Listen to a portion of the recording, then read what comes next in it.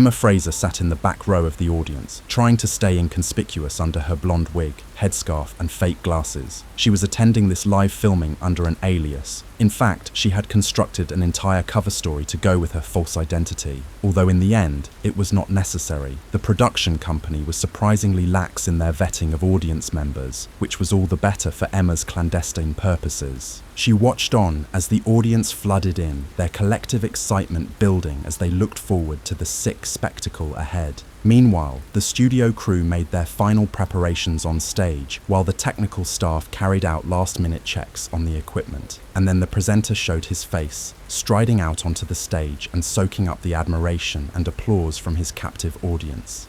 Bill Willis was the face of the show, the respectable front to the sadistic televised display which was to follow.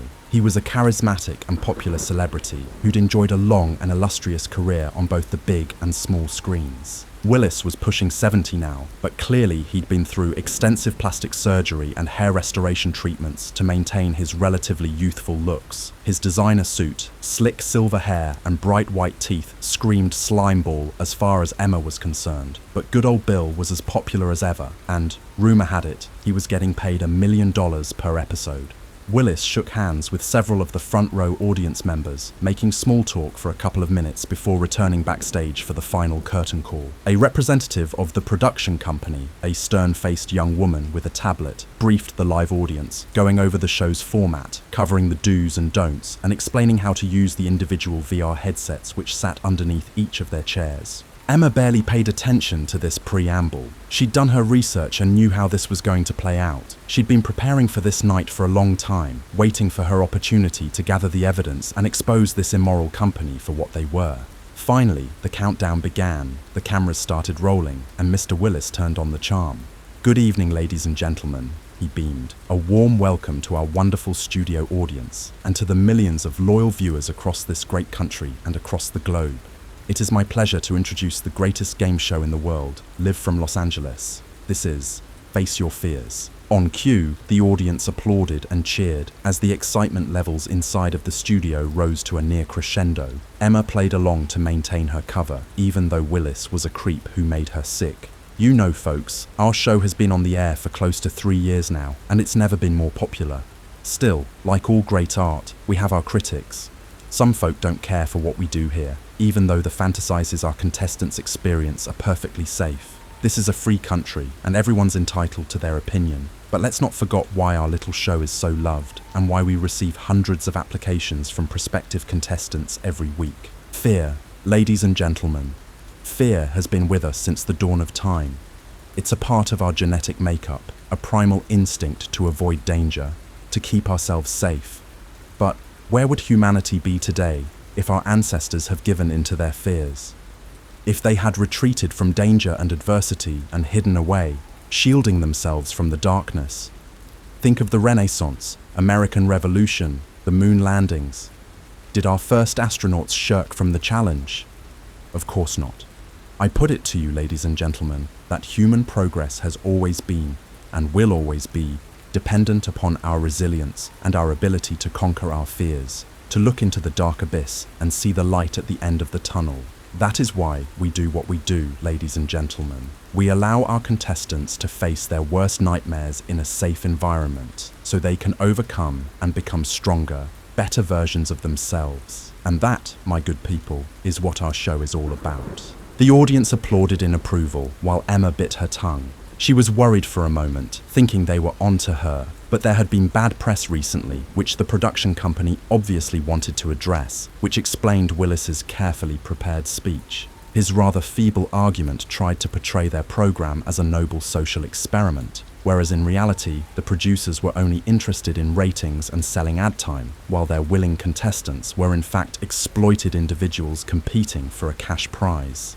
Still, the weak justification given by Willis was enough to assuage the guilt of the viewing public, allowing them to enjoy the psychological torture of the show's contestants without having to take responsibility, a case of having their cake and eating it, so to speak. "And now, ladies and gentlemen," Willis continued, "without further ado, let me introduce tonight's first contestant. She's 37 years old and hails from the great city of Chicago, Illinois. Let's give a big warm Face Your Fears welcome to Ms. Ursula Anderson."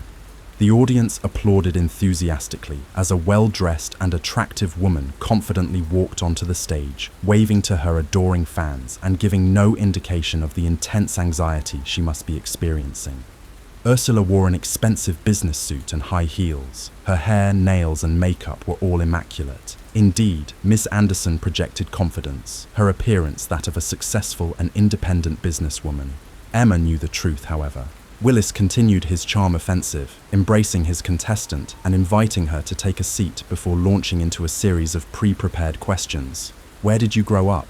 What do you do for a living? What are your hobbies, likes and dislikes? What would you spend your winnings on? Emma barely paid attention to the answers. She'd done her research and knew enough about Ms. Anderson and her situation.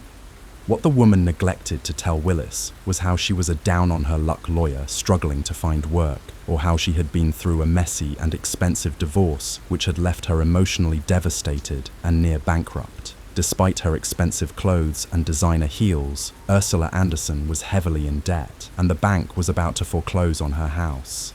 Like most of the contestants on this show, Ursula was desperate for money, and the $250K prize would go a long way to paying off her debts. Emma only tuned back into the conversation when Willis started talking about the terrible events to come. Well, Ursula, like all of our contestants, you have been thoroughly prepped in advance of tonight's proceedings. You have spoken at length with our team of psychoanalysts and have been through a full medical check. Our experts have monitored your dreams and developed a program which will simulate your worst nightmare. I emphasize again that this is a simulation, it is not real. The VR immersion experience is about as close as you can come to a living dream. Hell, it's more realistic than any dream because you can see, smell, touch, and taste it. Nevertheless, the experience is a virtual one, and you will come to no physical harm.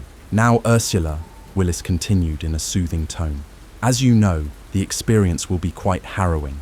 Even at this late stage, you can still withdraw from the process. No one will think any less of you, believe me.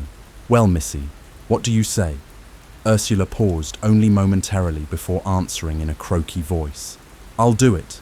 She'll do it, Willis exclaimed whilst turning to the audience. How about that, folks? Let's hear it for this brave young woman. The crowd applauded and cheered. Emma played along. She wasn't surprised that Ursula was going through with it. They never backed out this late on, not when they were on live television. How would you ever live it down?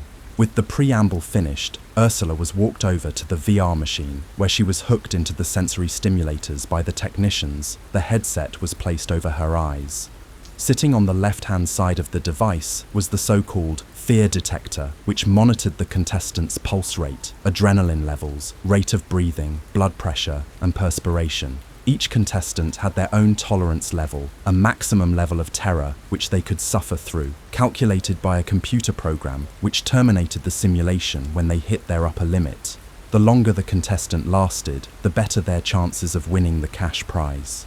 This was the game, psychological torture for monetary gain, not to mention the sadistic enjoyment of the viewing public. Soon, Ursula was fully plugged in.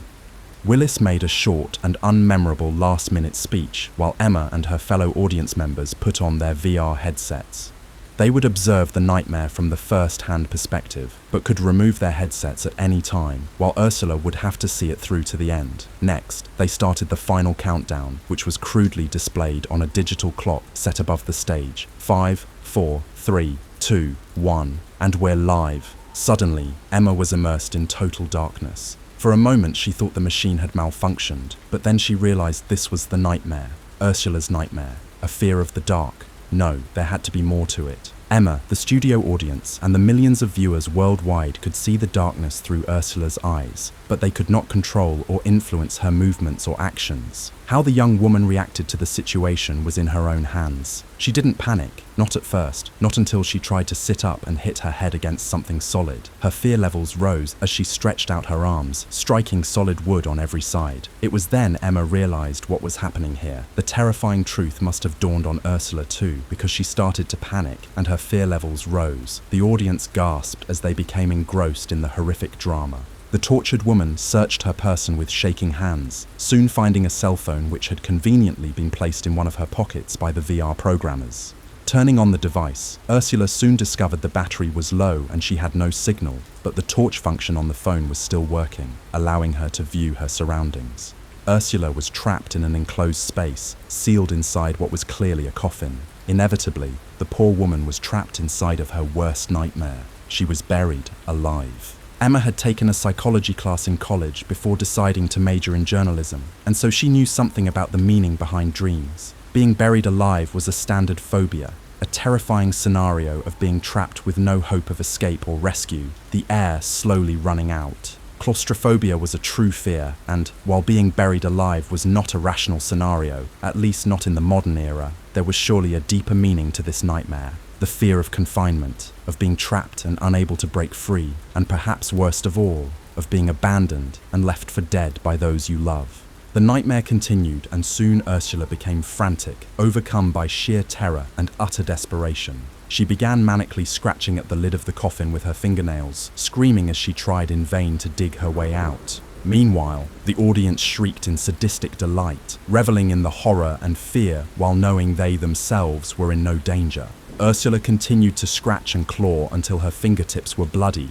Her physical body was unharmed, but the full immersion technology made her feel the pain through the neural sensors stimulating her nerve ends. Emma was disgusted as she watched on. She wanted so badly to intervene and help this poor woman to end her nightmare, but she could not, as her cover had to be maintained. Finally, the torture came to an abrupt end as the AI monitoring Ursula's physical condition calculated that she had reached her upper limit. A siren blared and the simulation ended as a team of technicians strode out onto the stage, quickly and efficiently disconnecting the devices and freeing Ursula from the nightmare-inducing machine. Willis feigned concern, walking over to the terror-stricken woman and guiding her to a waiting armchair, handing her a glass of water to drink as they struggled through the post-experience interview. Poor Ursula could hardly speak. Her physical appearance was in stark contrast to how she had looked only moments ago. Gone was the confident, well-groomed professional woman, instead replaced by a scared girl, her face pale white and her body shaking. She looked as if she was going to be physically sick. This was what they did to people, publicly humiliating them before sitting them down and making them relive it. Ursula's image would be online forever now. She would always be remembered as the woman who tried to claw her way out of a coffin on live TV. But the greatest disappointment was still to come. Willis revealed her final time, just 2 minutes and 17 seconds inside of the simulation. The nightmare had been so brief, although it must have seemed like an eternity for the terrified woman. She must have realized this was very unlikely to be a winning time. The woman had been through her worst nightmare, had been humiliated in front of millions, and would have nothing to show for it, and no end to her financial problems. Let's hear it for young Miss Anderson, one very brave young lady.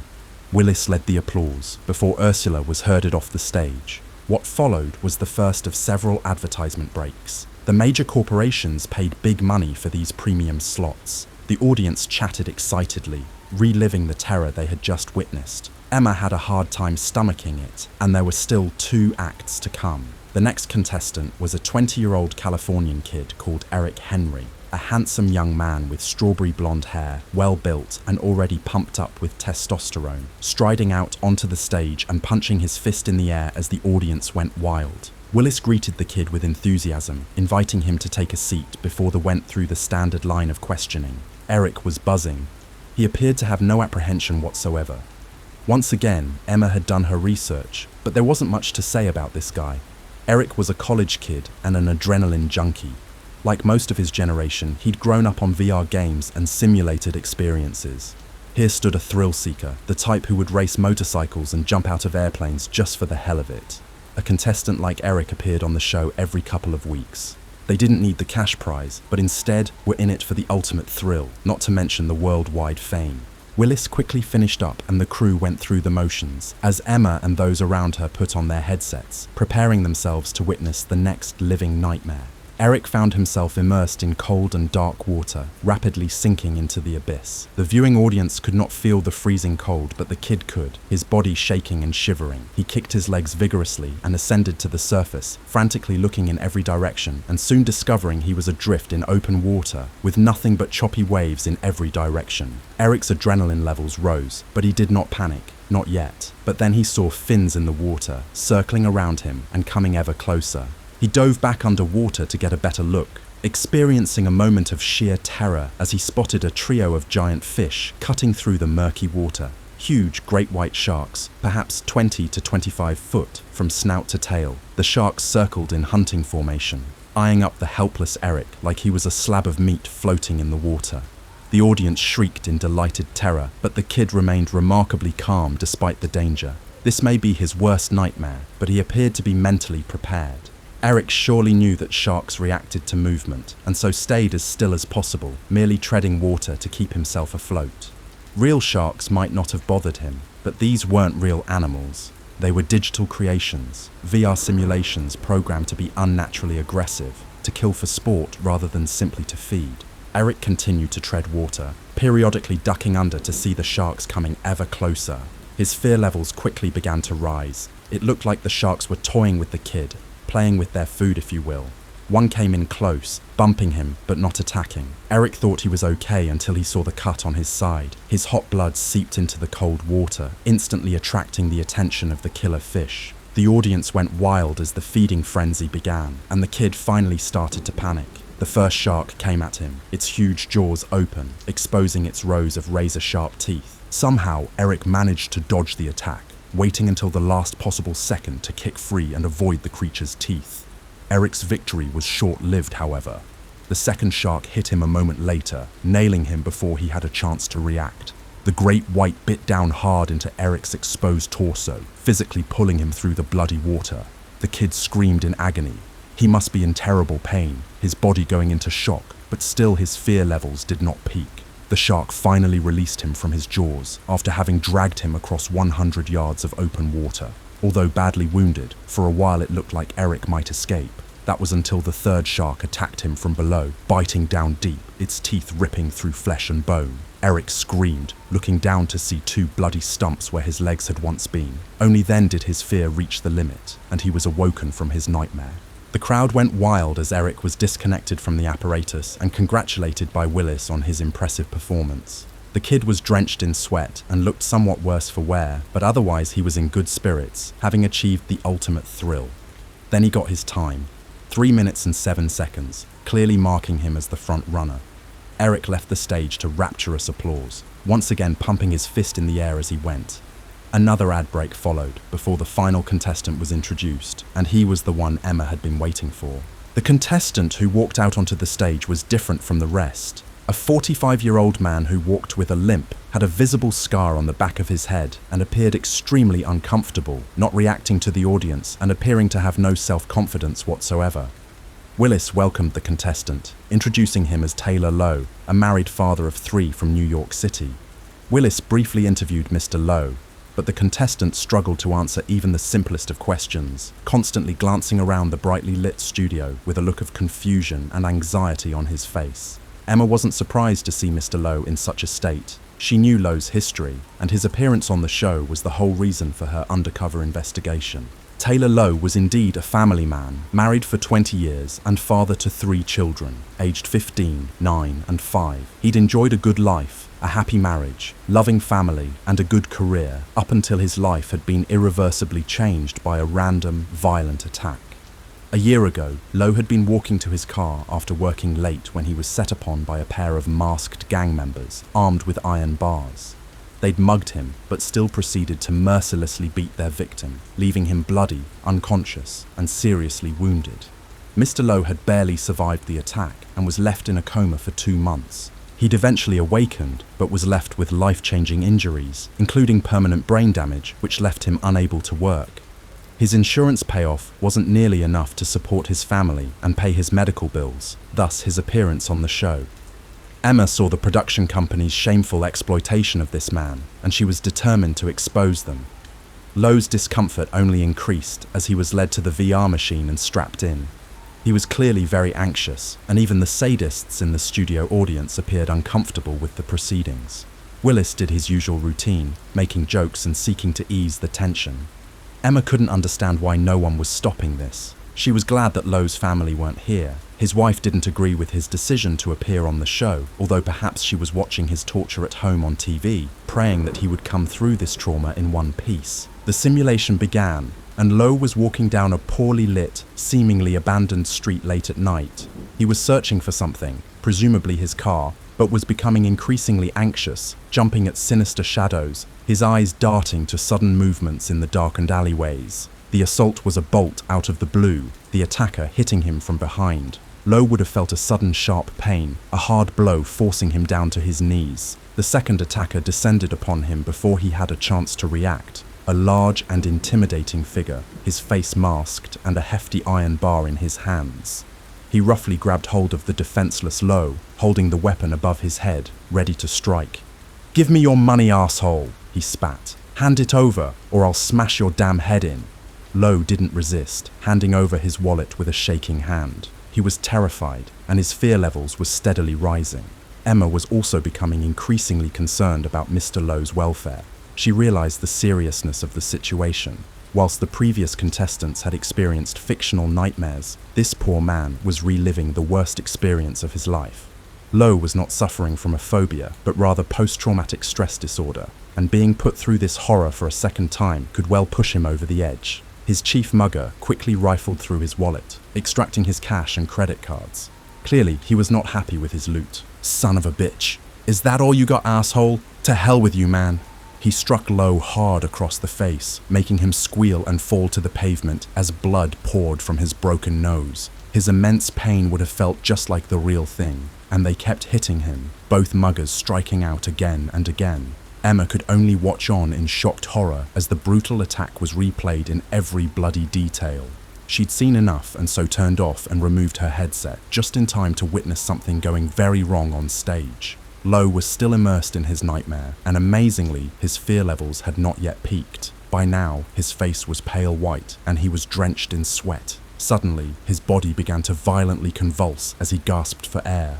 Emma knew she couldn't stay silent any longer. She cried out, demanding that the crew go to the stricken man's aid. Finally, the program was terminated, but by now, Mr. Lowe was quite obviously in the throes of a full cardiac arrest. Willis frantically motioned for the crew to stop filming as technicians and paramedics ran onto the stage. The other audience members began removing their headsets, witnessing the true-life horror, suddenly realizing this was no longer a game. The technicians struggled to disengage Lowe from the VR apparatus. When they finally succeeded, a paramedic took over, administering CPR and trying to resuscitate him, but clearly it was already too late. The medic gave up on a lost cause. Covering the dead man's head with a blanket, Willis stood in the middle of the stage, looking totally bewildered and out of his depth. Several audience members began to cry, and Emma herself was devastated because she knew she could have prevented this. Eventually, some semblance of order was restored.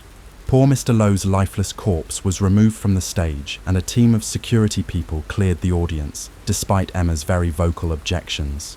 An hour later, the production company released a public statement through their social media sites, which Emma read on her smartphone while sitting in her car. Clearly, the company's PR and legal divisions had been working overtime. The gist of the statement was Mr. Lowe's death was a terrible tragedy. However, the contestant had not disclosed his heart condition prior to applying to appear on the show. Furthermore, he had signed a full legal disclaimer absolving the producers of responsibility in the case of his injury or death. Clearly, the studio was not liable. Nevertheless, as an act of good faith, the company was prepared to pay a generous out-of-court settlement to Mr. Lowe's family and would also make a hefty donation to a heart disease charity. So, there it was. The producers had all their legal ducks in a row and were prepared to pay their way out of this mess.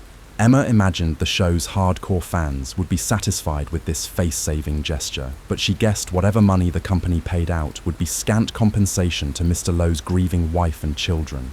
Emma knew she should have done more, but she wasn't going to let this outrage stand. She sat in her parked car, glared at the post on her phone, and vowed to devote herself to exposing the truth. One way or another, she would get this sick and twisted show taken off the air once and for all.